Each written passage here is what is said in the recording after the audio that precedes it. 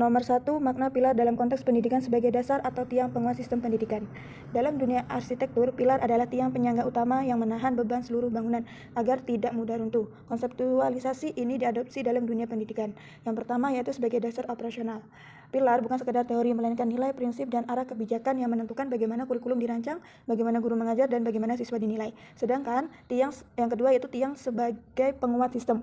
Tanpa pilar yang kokoh, sistem pendidikan akan mudah goyah saat menghadapi disrupsi zaman atau seperti perubahan teknologi dan krisis global. Pilar memastikan pendidikan tetap memiliki orientasi manusiawi yang jelas.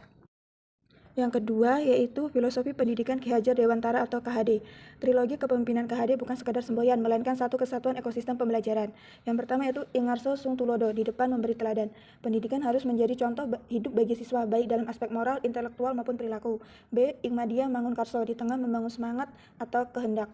Pendidikan memposisikan diri sebagai mitra dialog yang membangkitkan motivasi, kreativitas, dan kemandirian siswa, bukan bersikap otoriter. C. Tuturi Handayani, di belakang memberi dorongan. Pendidikan memberikan ruang kebebasan bagi siswa untuk tumbuh sesuai kodrat alam dan zamannya, sambil tetap memantau dan mengarahkan dari belakang agar tidak salah arah. Dan yang ketiga yaitu analisis relevansi dan tantangan di era digital. Penerapan prinsip KHD di era digital mengalami pergeseran medium yang radikal, menghadirkan peluang sekaligus tantangan nyata. Yang pertama, A. Relevansi di era digital. Ingarso Sung Tulodo dan literasi digital. Di dunia maya, guru harus menjadi teladan dalam digital citizen atau etika digital. Contohnya menunjukkan cara berkomunikasi yang sopan di forum diskusi daring dan menyaring hoaks. Yang kedua yaitu Ingmadia Mangunkarso, pembelajaran daring. Mengubah pola pikir dari teacher concert atau berpusat pada guru menjadi student concert.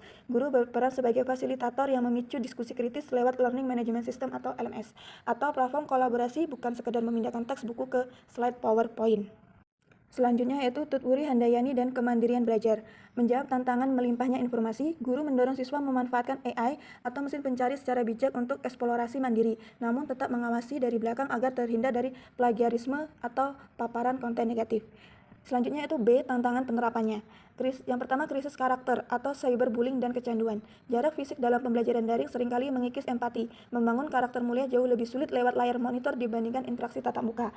Yang kedua yaitu digital dividend atau kesenjangan digital. Semboyan Tuturi Handayani sulit terwujud secara adil jika infrastruktur internet dan perangkat gawai di daerah 3T yaitu tertinggal, terdepan, dan terluar belum merata.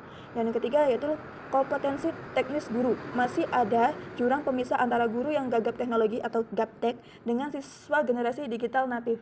Akibatnya, guru kesulitan mengambil posisi di tengah untuk membangun semangat kolaborasi. Soal nomor 4, refleksi, yaitu menjawab persoalan pendidikan nasional saat ini. Pendidikan nasional saat ini dihadapkan pada dua masalah besar, yaitu krisis literasi dan numerasi, serta degradasi moral remaja. Filosofi KHD memberikan solusi konkret yang melintasi zaman. Yang pertama, pendidikan yang memanusiakan manusia. Integrasi pendidikan tidak boleh menghilangkan esensi kemanusiaan. Teknologi muktahir hanyalah alat, sedangkan pilar KHD adalah ruhnya.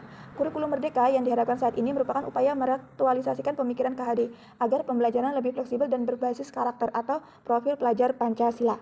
Dan yang kedua yaitu konsep kodrat zaman. KHD secara visioner menyatakan bahwa pendidikan harus mendidik anak sesuai kodrat alam dan kodrat zaman. Menolak teknologi di era digital adalah langkah mundur. Yang benar adalah menguasai teknologi tanpa menghilangkan identitas, budaya, dan moral ketimuran.